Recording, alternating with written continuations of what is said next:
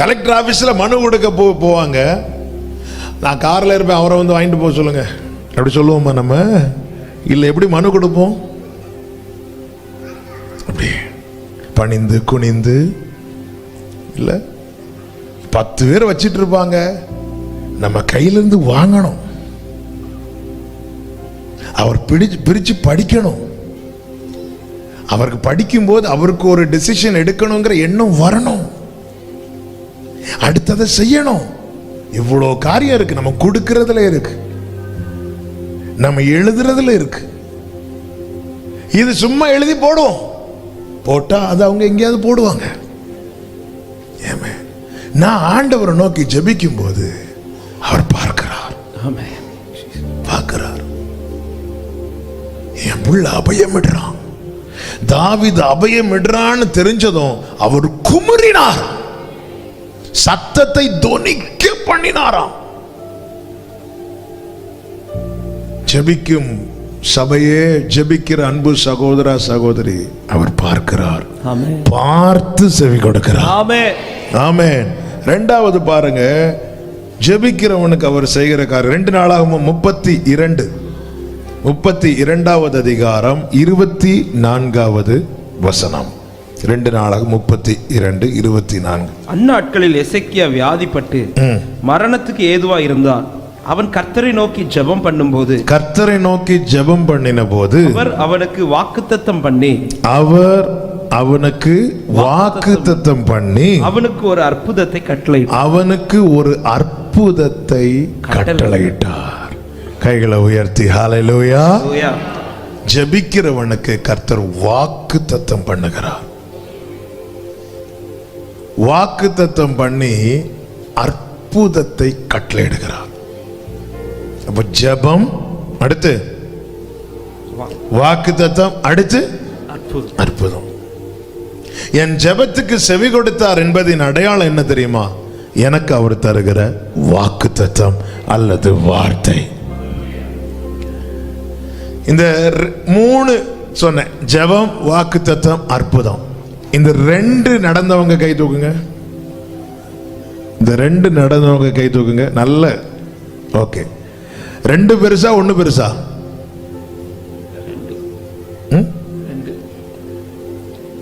2 பெருசா 1 பெருசா? 2. சிலர் இப்படி எண்ணி பார்க்க, இந்த சைடு 1 இருக்கு. இந்த 2 நடந்திருக்குன்னா இந்த 1 நடக்குமா நடக்காதா? நடக்கும். சத்தமா சொல்லுங்க, நடக்கும். ஹல்லேலூயா. ஜெபம், வாக்குத்தத்தம், அற்புதம். ஆமென். ஜெபிக்கிறவன், என் ஜெபம் அவர் செவிகளில் ஏறிட்டு என்பதின் அடையாளம் என்ன தெரியுமா? எனக்கு கர்த்தர் தருகிற வார்த்தை. ஆமென். என் ஜெபத்தை கேட்டு எனக்கு ஒரு பதிலை தந்தது உண்டானால் நான் விசுவாசிக்கிறேன், என் வாழ்க்கையில் அற்புதம் நடக்கும். அதை காணதான் இன்னும் என்னை ஜீவனோடு வைத்திருக்கிறார் என்று நம்புகிறவர்கள் நல்ல கையை தட்டி அப்பாக்கு மகிமை.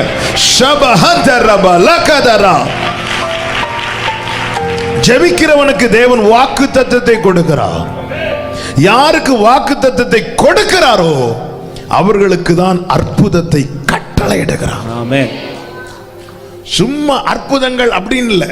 இந்த வசனத்தை பார்த்தீங்களா? அவனுக்கு வாக்குத்தத்தம் பண்ணி அவனுக்கு ஒரு அற்புதத்தை. அதன் அர்த்தம் என்ன? இந்த காரியத்தை அவனுக்காக மட்டும் செய்யறது. வந்து எல்லாரையும் சுஸ்தமாக்கினார் அப்படின்னு இருக்கும், எல்லாருக்கும் சுகம் பெற்றார்கள் அப்படின்னு இருக்கும். அப்ப எல்லாருக்கும் கிடைக்கிறது இல்ல, அவனுக்குன்னு நான் ஒரு வாக்குத்தத்தம் பண்ணியிருக்கிறேன். அத அவன் ஒன்னு சொல்லிட்டு இன்னொன்னு செய்ய மாட்டார் அவர். ஆமென். ஒன்னு சொல்லிட்டு கிடைக்கிறத வாங்கிட்டு போ அப்படி சொல்லுகிறவர் அல்ல. எதை சொன்னாரோ அதை செய்வா, அதை செய்வா, அதை செய்வா. ஒன்னு சொல்லிட்டு இன்னொன்னு செய்கிறவர் இல்ல, வாக்குத்தத்தம் பண்ணி ஒரு அற்புதத்தை கட்டளையிட்டார். வாக்குத்தத்தம். அந்நாள் போயிருந்து ஜெபிக்கிறான். இங்கே எசேக்கியா ஜெபிக்க காரணம் என்ன அப்படின்னா வியாதி இல்ல. அப்போ நம்ம ஜெபிக்கலைன்னா நம்மளை ஜெபிக்க வைக்கிறதுக்குன்னே சில காரியங்களை தேவன் அனுமதிப்பார். ஹல்லேலூயா. உறவுல ஜெபிக்கிறவங்களுக்கு காரணங்கள் தேவையில்லை. ஜெபிக்க மறக்கும் போது தான் இப்படிப்பட்ட. அன்னாள் ஜெபிக்க காரணம் என்ன? வாழ்க்கையில யார் அடைச்சு வச்சிருந்தா? பெனினால் அடைத்தாளா, கர்த்தர் அடைத்தாரா? ஆனா பழியெல்லாம் யார் மேல? அடைச்சு வச்சவர் இல்ல. நிறைய நேரத்தில் நம்ம நிறைய பேர் இப்படி பார்த்துட்டு இருக்கிறோம். அவன் மேல உனக்கு ஏன் இவ்வளோ கோபம்? ஏதோ அவ அடைச்சு வச்சது மாதிரி. அடைச்சு வச்சது கர்த்தர் இல்ல. அவ போய் என்ன செய்தா தெரியுமா? ஜெபம் பண்றா, ஜெபித்தாள். அவளுக்கு ஒரு வாக்குத்தத்தம் கொடுக்கப்படுகிறது, ஏலியின் மூலமாய் சொல்லப்படுகிறது. 1 சாமுவேல் 1:10 அன்னாள் போய் ஜெபிக்கிறா. 1:17 அவளுக்கு ஒரு வாக்குத்தத்தம் கொடுக்கப்படுகிறது. 1:20 கர்த்தர் அவளுக்கு ஒரு அற்புதத்தை கட்டளையிட்டார். ஹல்லேலூயா. ஜெபிக்கிறவனுக்கு கர்த்தர் வாக்குத்தத்தம் கொடுக்கிறார். நீங்க ஜெபத்துல கர்த்தர் உங்களுக்கு தருகிற வார்த்தையை பிடிச்சுக்கோங்க. ஜெபம், வாக்குத்தத்தம், அற்புதம். ஜெபம், வாக்குத்தத்தம், அற்புதம். அப்ப ஜெபிக்கும் போது முதல்ல நம்ம எதை பார்க்கணும்? எதை கேட்கணும்? எதை தேடணும்? வார்த்தை. வார்த்தை கிடைச்ச அப்புறம் எதை எதிர்பார்த்துட்டு இருக்கணும்? அற்புதம். அற்புதம். ஆமென். ஹல்லேலூயா. ஜெபம் நல்லா புரிஞ்சுக்க. நமக்கு வாழ்க்கையில் ஒரு நெருக்கம் வரும்போது கர்த்தர் நம்ம கிட்ட என்ன எதிர்பார்த்துட்டு இருப்பார்னா, இவன் எப்போ ஜெபம் பண்ண போறான்? ஜெபிக்கிற நாம என்ன கேட்கணும்னா வார்த்தைய. வார்த்தை கிடைச்ச அப்புறம் என்ன எதிர்பார்க்கணும் தெரியுமா? அற்புதம். அது எப்ப நடக்கும் அது அவருக்கு தெரியும். எப்படி நடக்கணும் அது அவர் தான் நடத்துகிறார். என் வேலை என்ன தெரியுமா? நான் அதை பார்க்கணும், அதை சுதந்திரிக்கணும். உங்க வாழ்க்கையில நீங்க ஜெபத்தில் அமர்ந்திருக்கும் போது வார்த்தையை கேளுங்க. நீங்க உங்க காரியத்தை சொல்லும் போதே அதற்கேற்ற வார்த்தையை அவர் தருவார். அந்த வார்த்தையை பிடிச்சிருங்க. அந்த வார்த்தையில எவ்வளவு மாயை கிடையாது. மாயை பிடிச்சிட்டீங்கன்னா இப்படி இப்படி இப்படி இப்படி பிடிச்சிட்டு இருக்கிறீங்க ஒரு மாயை. அது மாய்ந்து போனதும் நம்ம புஷ்ஷுன்னு ஆயிரும், தளர்ந்துரும்ல. ஒரு பெரிய ஐஸ் கியூபை நீங்க பிடிச்சிட்டு இருக்கிறீங்க, அப்படிலாம் பிடிக்க முடியாது. பிடிச்சிட்டு இருக்கிறீங்க, ஒரு வெயில் பட்டதும் கொஞ்ச நேரத்தில் என்ன ஆயிருதுன்னா இது சொர்ண ஆயிருது. நம்ம வெறும் கை மட்டும் இப்படி இருக்கும். என்னடா அது உள்ள இருந்த ஐஸ் கியூபை காணலையே, ஏன்னா அது மாய்ந்து போய்விட்டது. இந்த பூமியில நம்ம பிடித்திருக்கிறது எல்லாமே அப்படிதான். ஆமென். ஹல்லேலூயா. இன்னும் பழைய 500 ரூபா 1000 ரூபா நோட்டு வச்சுட்டு யாராவது இருக்கிறீங்களா? ஒரு பிரயோஜனம் இல்லை. நாங்கள் சேர்த்து வச்சிருக்கோம் 2030 தான் திறப்போம் அப்படின்னு சொல்லிட்டு திறந்து பார்த்தா ஒரு பிரயோஜனம் இருக்காது. ஆமென். இந்த பூமியில எல்லாமே ஒரு நாள் செல்லாம ஆகுங்க. ஆனால் இந்த வார்த்தை வானமும் பூமியும் ஒளிந்தாலும் இதுல ஒரு உறுப்பு கூட, ஒரு டாட் கூட மாறாது. நல்ல கையை தட்டி ஆமென். ஷஹாதாரபா. நீங்க ஜெபம் பண்ணும்போது தேவன் உங்களுக்கு ஒரு வார்த்தையை தந்தார்னா அந்த வார்த்தையை பிடிச்சுக்கோங்க. எவ்வளவு இறுகமா பிடிக்க முடியுமோ அவ்வளவு இறுகமா பிடிச்சிருங்க. அதுக்கப்புறம் அற்புதம் நடக்கும். நடக்கும். ஆமென் சொல்லுங்க பார்க்கலாம். அடுத்து ஜெபிக்கிறவனுக்கு கர்த்தர் அடையாளத்தை காண்பிக்கிறார். ஜெபிக்கிறவனுக்கு. ஆமென். 1 ராஜாக்கள் 18வது அதிகாரத்தில் மழைக்காக எலியா ஜெபம் பண்ண கர்மேல் பர்வதத்தின் உச்சியில போவார். போகும்போது என்ன சொல்லிட்டு போறார் பாருங்க. 41வது வசனம் வாசிங்க.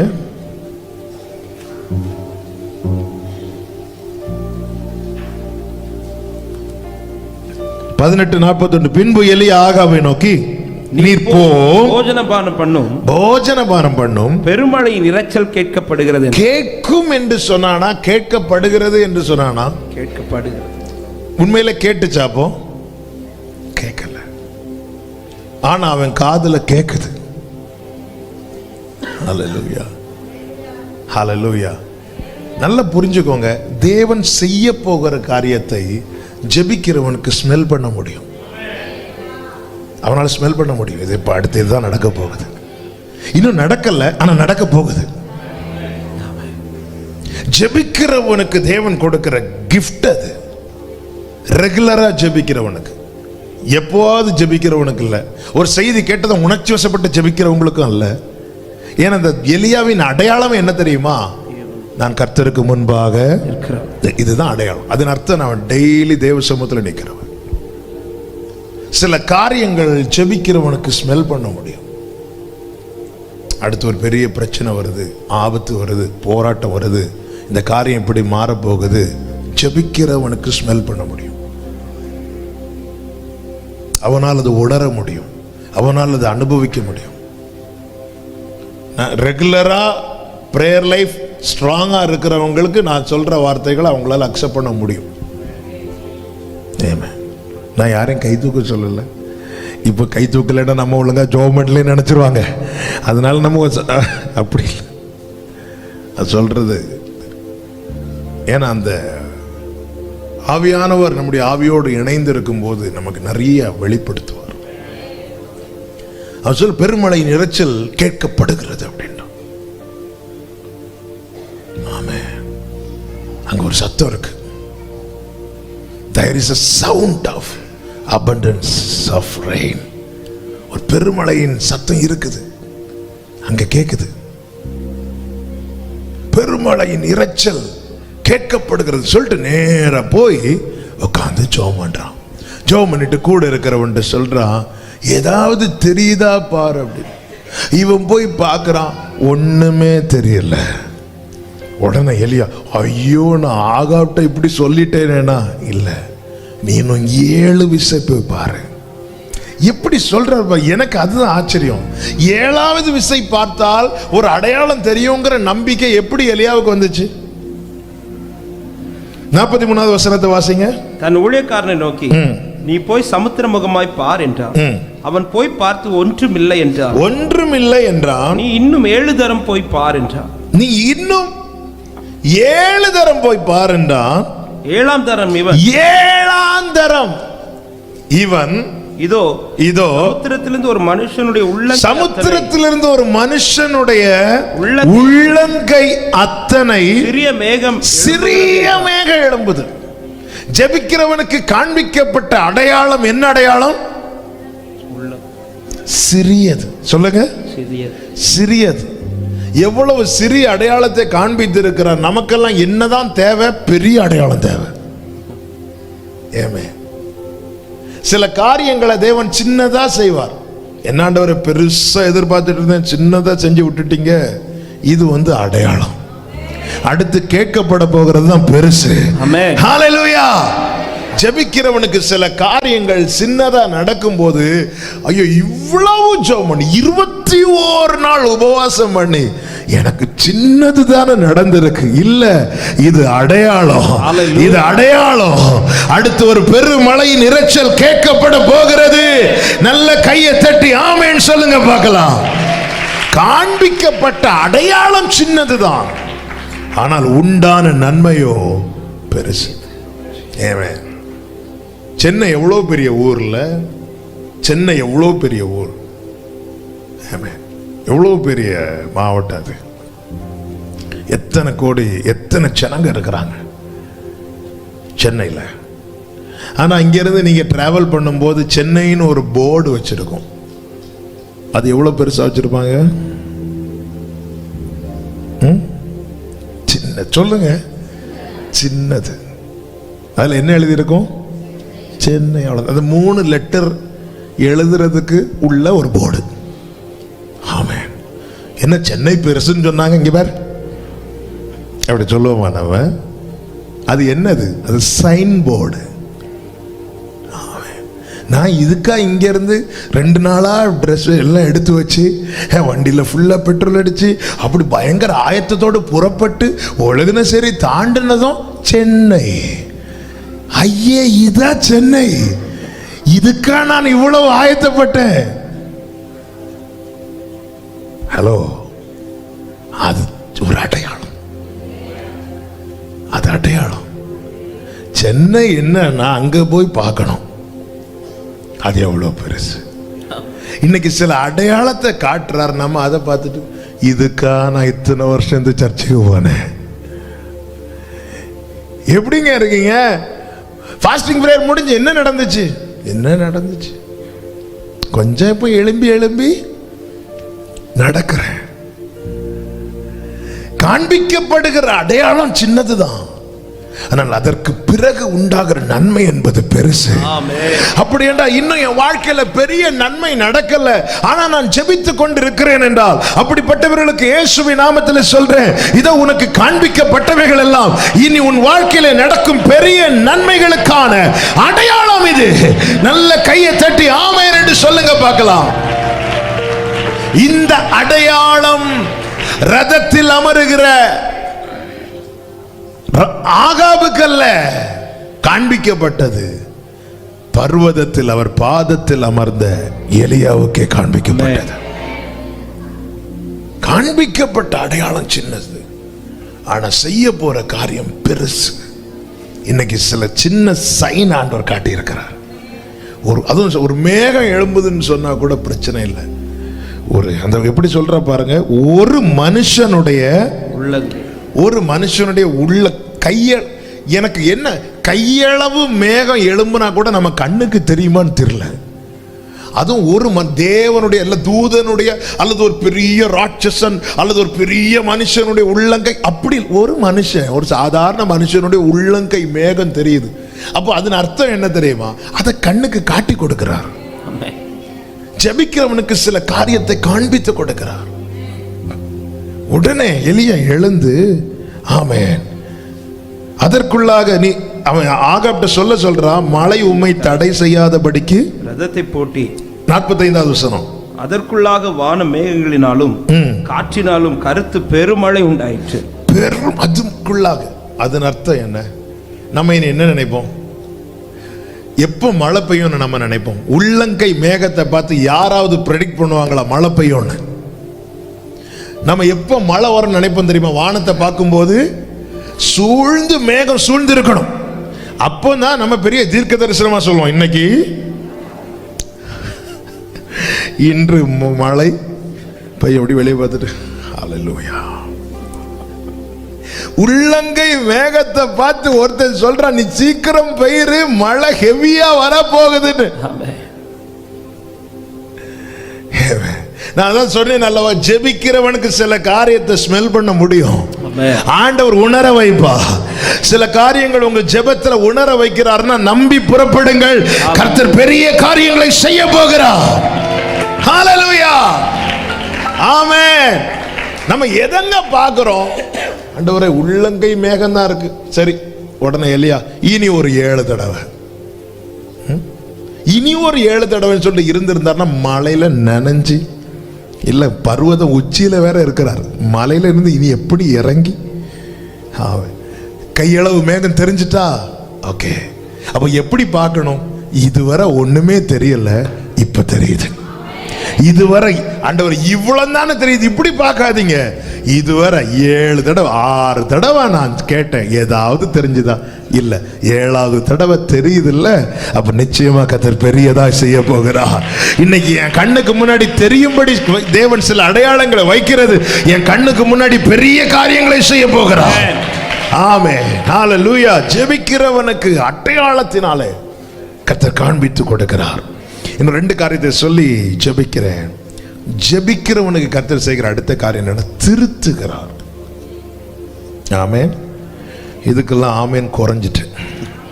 ஹல்லேலூயா. பேதுரு ஜெபிக்க போய் உட்கார்ந்து இருக்கிறான். 10:9 வாசிங்க. அப்போஸ்தலர் 10:9. மறுநாளிலே அவர்கள் பிரயாணப்பட்டு அந்த பட்டணத்துக்கு சமீபித்து வருகையில் பேதுரு 6ஆம் மணி நேரத்தில் ஜெபம் பண்ணும்படி மேல் வீட்டில் ஏறினான். பேதுரு ஜெபிக்க ஏறும்போது கர்த்தர் என்ன செய்கிறார் அப்படின்னா, ஒரு தரிசனத்தை காண்பிக்கிறார்.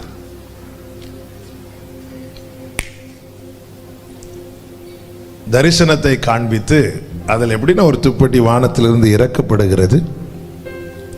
அதில் சகல விதமான காட்டு ஜீவன்கள், நாட்டு ஜீவன்கள், ஊரும் பிராணிகள் எல்லாம் இருக்கு. பேதுருட்ட சொல்றார், பேதுருவை எழுந்திருந்து புசின்னு சொன்னதும் பேதுரு சொல்ற, அப்படி எல்லாம் ஆண்டவரே, தீட்டும் அசுத்தமா இருக்கிற யாதொன்றையும் நான் புசிப்பதில்லை என்றான். ஏனென்றால் அவன் யூதனா இருக்கிறபடியினாலே அவன் புறஜாதியோடு இன்னும் அவன் கலந்து கொள்ளவில்லை, எந்த ஒரு ஐக்கியமும் அவன் வைக்கவில்லை. ஆனால் அவன் கையில தான் பரலோகத்தின் திறவுகோலை கர்த்தர் கொடுத்திருக்கிறார். அப்ப தேவத்திட்டம் நிறைவேறுவதற்கு அவருடைய சில தீர்மானங்கள் தடையா இருக்கிறது. கர்த்தர் என்ன செய்கிறார்? அவனை திருத்துகிறார். எப்படி திருத்துகிறார்? எப்பொழுது திருத்துகிறார்? ஜெப வேளையில திருத்துகிறார். ஜெப வேளையில அவனை திருத்துகிறார். ஆண்டு தேவன் சுத்தமாக்கினதை நீ தீட்டென்று அசுத்தம் என்று சொல்லாதேங்கிறார். இப்படி 2-3 தடவை சொல்லிட்டு அந்த தரிசனம் முடிகிறது. அவன் சிந்தித்து கொண்டிருந்த போது சீமோன் அது கொர்நேலியு வீட்டில் இருந்து ஆட்கள் வருகிறார்கள். அவர்களோடு கூட போக ஆவியானவர் அவனை ஏவுகிறார். அவன் போய் சொன்ன வார்த்தை என்ன தெரியுமா?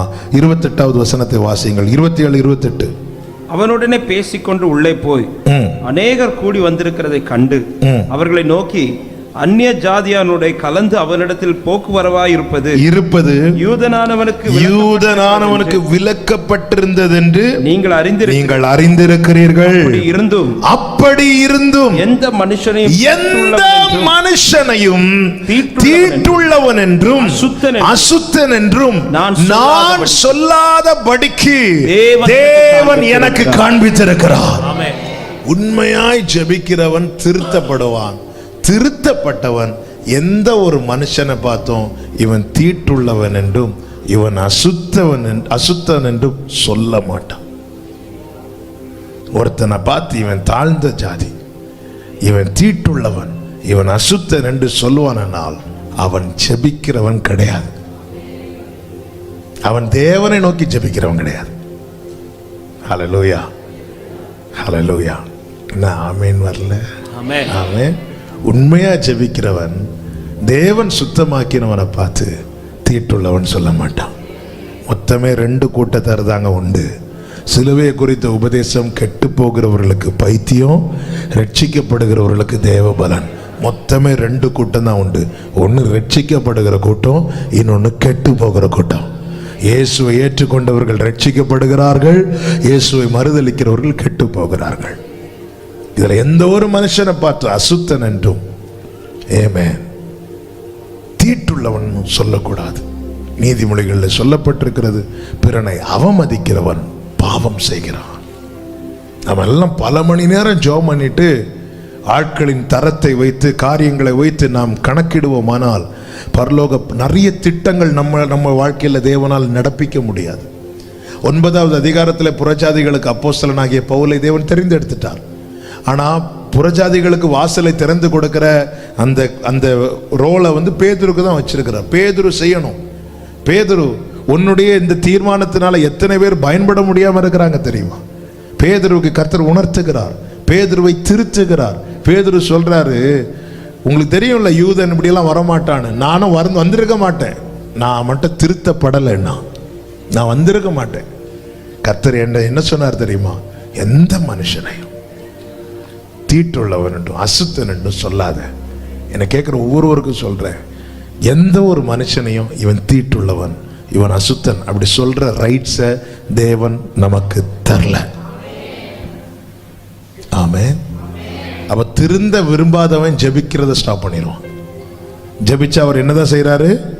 திருத்துறாரு. அதனால வேண்டாம், என்ன செஞ்சிரும்? அதனாலதான் ஒளியை பகைக்கிறான் அப்படின்னு இருக்கு.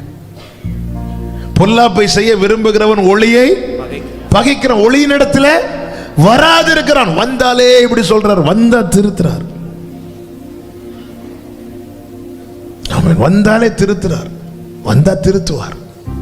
திருத்தலைன்னா பேதுருவும் வாழ்க்கையில தேவ சித்தம் ஒரு பகுதி மட்டும்தான் நிறைவேறப்பட்டிருக்கிறது.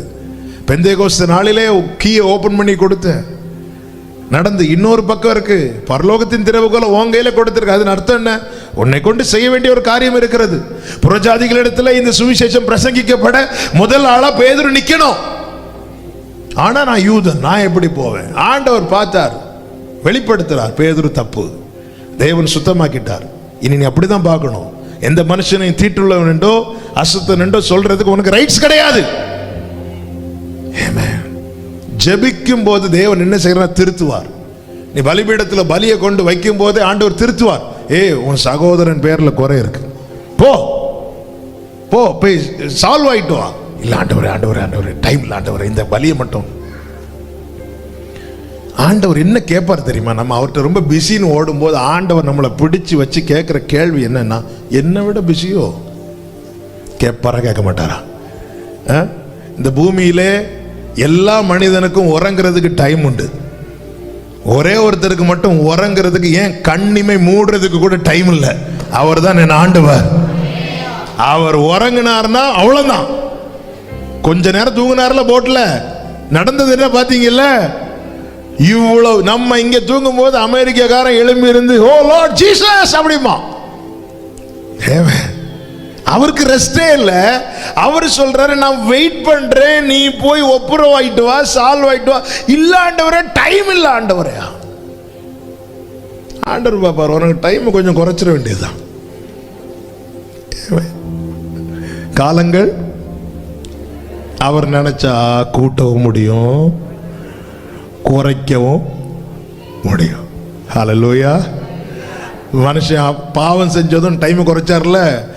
மனுஷனுடைய ஆயுசு நாட்கள் இனி 120 குறைச்சார்ல. எசேக்கியா அழுது கெஞ்சினதும் கூட்டினாரா இல்லையா? ஆமே. ஹல்லேலூயா. நம்முடைய காலங்கள் டாக்டர்ஸ் கையில் இல்ல, நம்மை சிருஷ்டித்தவர் கையில் இருக்கிறது. அவரால் கூட்டவும் முடியும், சொல்லுங்க, குறைக்கவும் முடியும். ஹல்லேலூயா. அவர்கிட்ட போய் ஆண்டவர் டைம் இல்லை, ஆமாடா உனக்கு டைம், ஆமா டைம் இல்லைன்னு சொல்லி டைமை குறைச்சிடாதீங்க. ஹல்லேலூயா. சொல்லும் ஆண்டவரே, இல்லப்பா இந்த தப்பு இருக்குப்பா உன்ட்ட. ஓகே ஆண்டவரே, மாத்திக்கோங்க. பேதுரு சொல்றாரு, நான் யூதன் தெரியும்ல, வரக்கூடாதுன்னு ஒரு தடை விதிக்கப்பட்டிருக்கு. ஆனா நான் ஏன் வந்திருக்கேன் தெரியுமா? நான் திருத்தப்பட்டவன், நான் திருத்தப்பட்டவன். எப்படி பேதுரு திருத்தப்பட்டீங்க? நான் ஜெபம் பண்ண போய் உக்காந்தேன், என் அப்பா என்னை திருத்தினார். ஹல்லேலூயா. அடுத்து என்ன செய்கிறார் தெரியுமா? மத்தேயு 6:6 வாசிங்க, நம்ம ஜெபிக்கலாம்.